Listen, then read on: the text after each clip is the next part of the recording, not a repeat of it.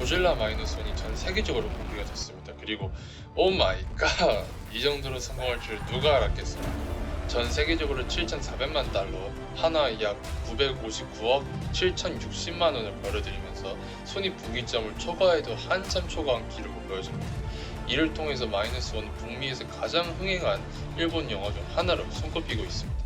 하지만 한국 개봉 소식이 아직까지도 없는 우리에게는 이 기쁨을 같이 나눌 여유가 없습니다. 그래도 12월이 끝나가면서 마이너스 원 관련된 소식들이 조금씩 나오고 있습니다.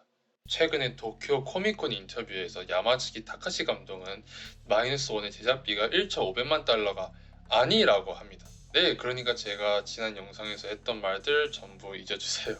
그는 제작비에 대한 루머를 듣고 그 정도로 많았었으면 좋겠다라고 대답했습니다. 그의 발언이 사실이라면 마이너스 원의 제작비가 인터넷에 널리 알려진 1,500만 달러보다 적다는 것을 짐작할 수 있습니다.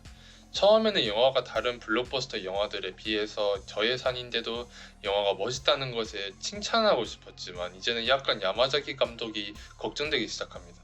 야마자키 감독의 억양으로 봐서는 이번 작품을 만드는데 예산적인 한계가 꽤 많았다는 것을 전달하고 싶은 듯 합니다. 이것이 토호가 영화를 제작하는 아티스트들에게 돈을 제대로 주고 있지 않고 있다는 증거라면 문제가 되겠지만 아직까지 정확히 알 수 있는 게 없고 야마자키 감독의 이 발언에 관한 내용도 더 이상 찾을 수 없기 때문에 좀 더 지켜봐야 할 것 같습니다. 하지만 확실히 알 수 있는 것은 마이너스 원은 이미 후속작을 만들어도 남을 만큼 엄청난 성공을 거둔 거란 것입니다. 거기에 더해서 일본에서는 고질라 마이너스 원, 마이너스 컬러, 그러니까 영화의 흑백판이 1월 12일부터 개봉한다고 합니다.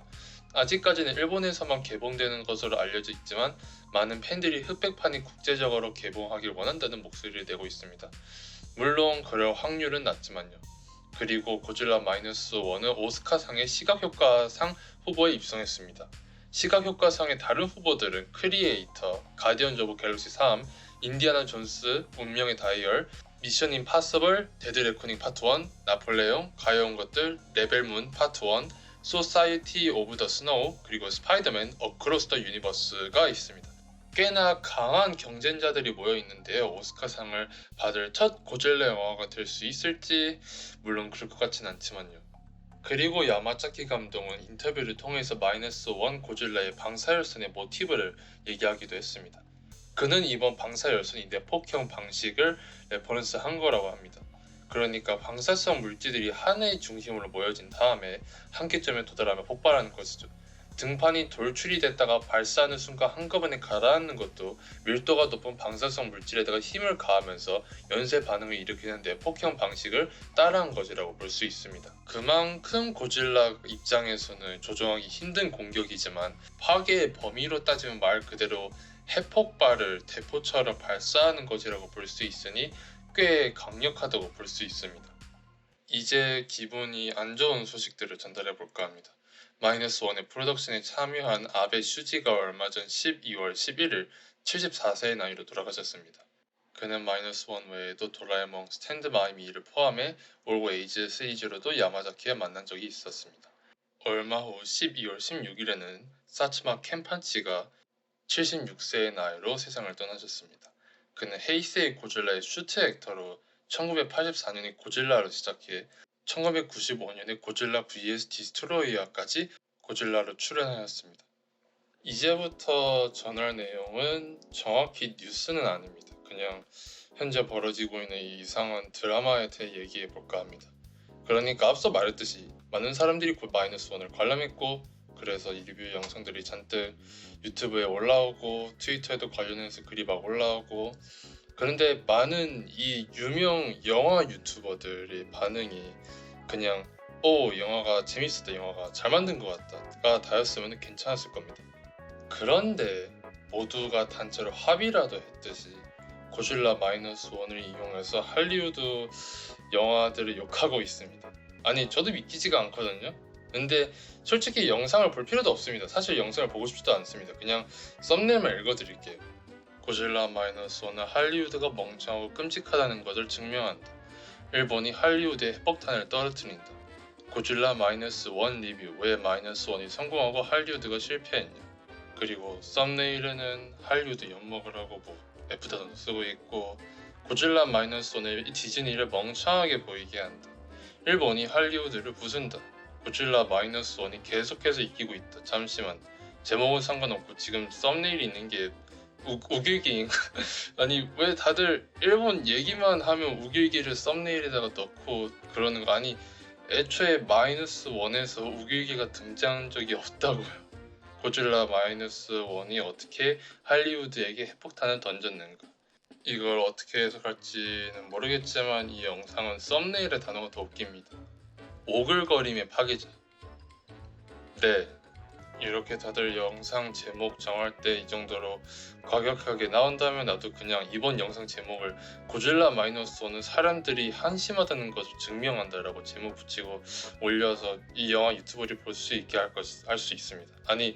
아니 솔직히 말해서 왜 다들 그냥 영화를 보고 즐길 수가 없는 거예요?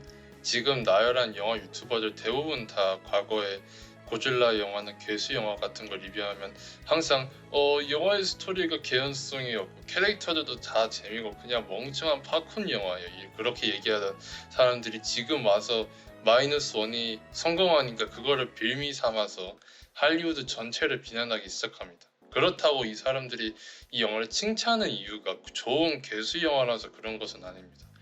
더 크리코 드링커의 트위터 글을 봅시다. 그는 사람들이 고질라 마이너스 원을 좋아하는 이유는 잘 쓰여진 호감 있는 캐릭터들 때문입니다. 그것은 지금의 할리우드가 못하는 것이죠. What?